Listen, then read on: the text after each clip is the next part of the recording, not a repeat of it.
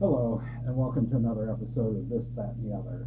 I, I have various ideas for future shows written down in a little notebook, and I write them down as I get the ideas. So it's kind of a security thing for me that so that I don't run out of ideas. But I plan on getting to them, but then something else inspires me to do a show on another subject. So one of the things a topic came up the other day about what um what was life like before smartphones, and a lot of people say they don't remember. I definitely remember.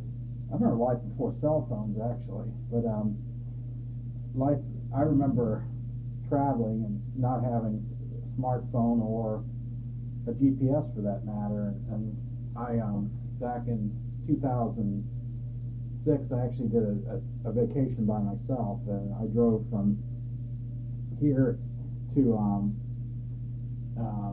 Streetsboro, Ohio the first day, then drove from there to Marquette, Michigan, and Marquette to Michigan to Duluth, Minnesota. The next day to um, Rapid City, South Dakota. It's kind of the purpose of my trip was to see Mount Rushmore.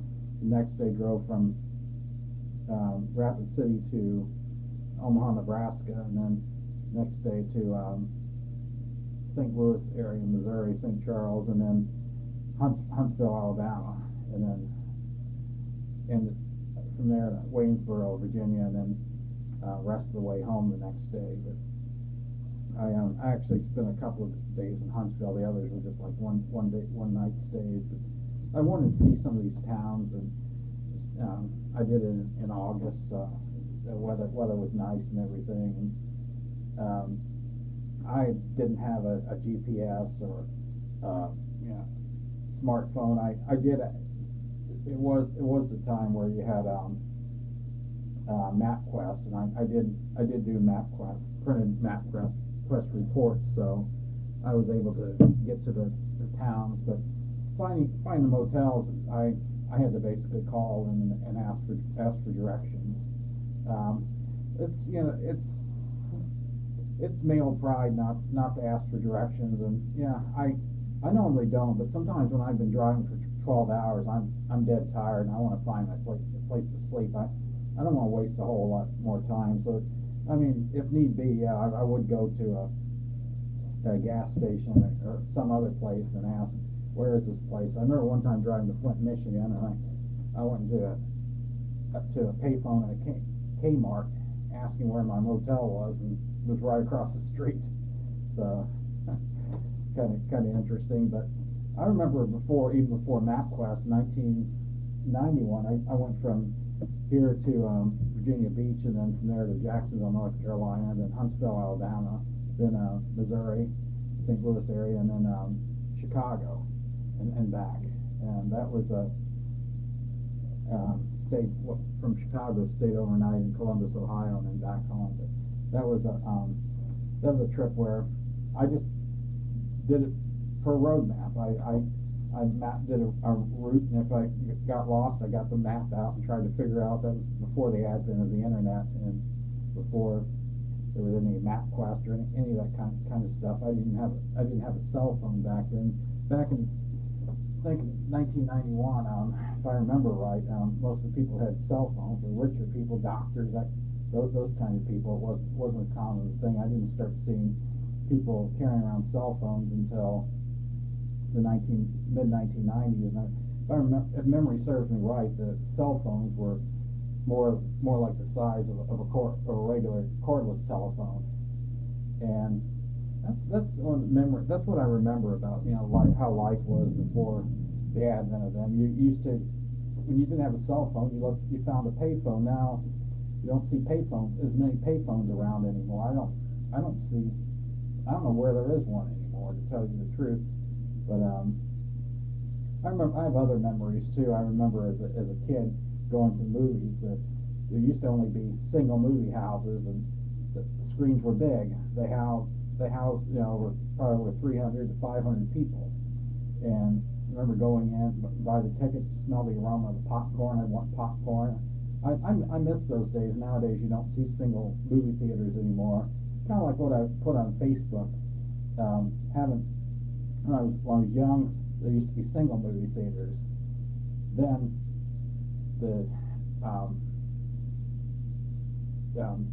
duplex, duplex, or whatever you call them, twin theaters, I guess that's what you call them, opened up, and the twin and triple theaters started opening up, and the single movie houses started to close down. Then the multiplexes started opening, and the twin and triple theaters started closing down.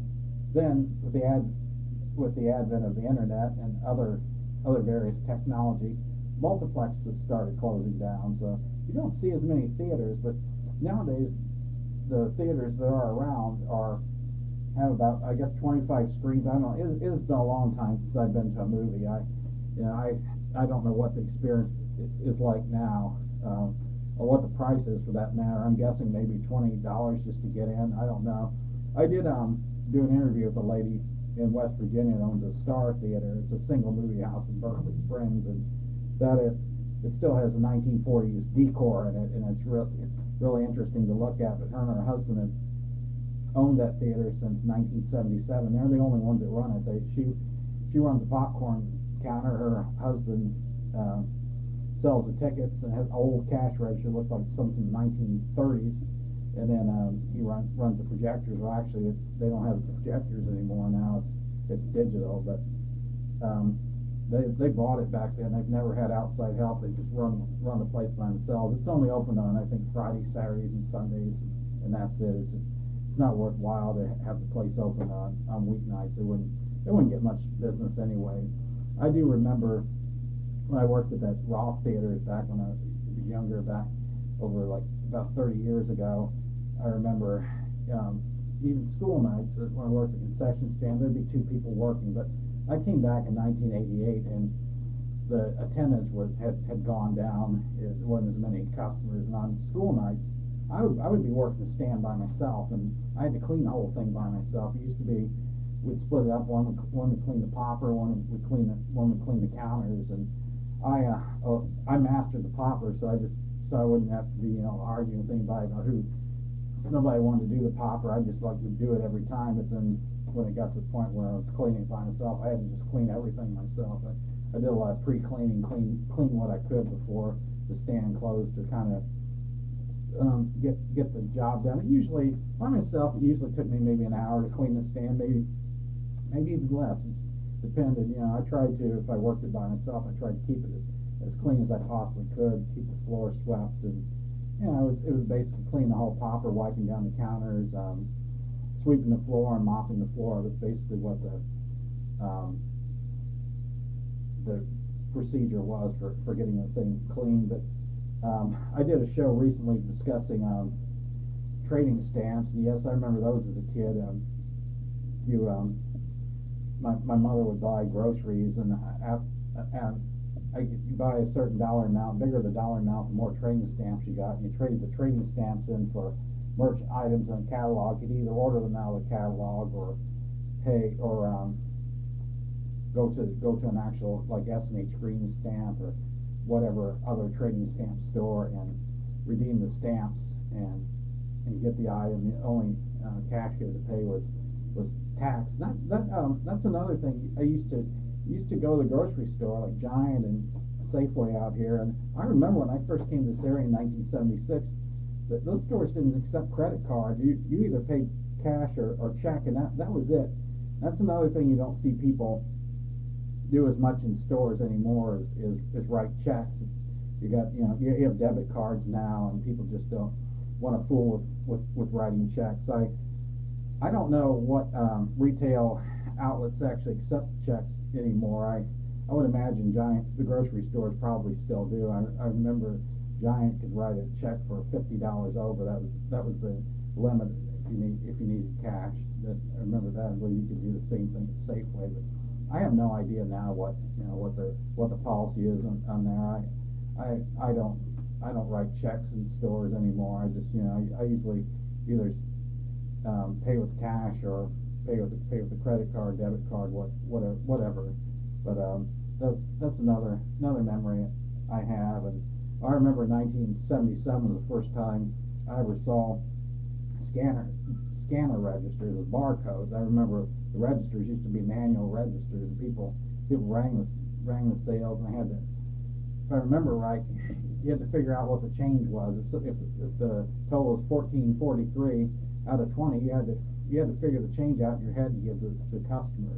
I remember seeing that, and I remember 1977 going on Giant, and they had these scanner registers. The barcodes were, I guess, were already on a lot of the items. I had never really paid any attention to them, but I saw these barcodes getting scanned, and I was like, what is this? I'd never seen anything like it, but I was like, wow, this technology has really gone forward. And I remember the old credit cards used to be run through an imprinter, and you had like a soft copy. You'd sign it, and then I think they give you the carbon copy of it. I remember that. And now it's just basically you just run it through a little thing, and whatever you call a machine, and you get a receipt. And it's like technology is really advanced. The credit cards didn't used to have that strip on the back, and now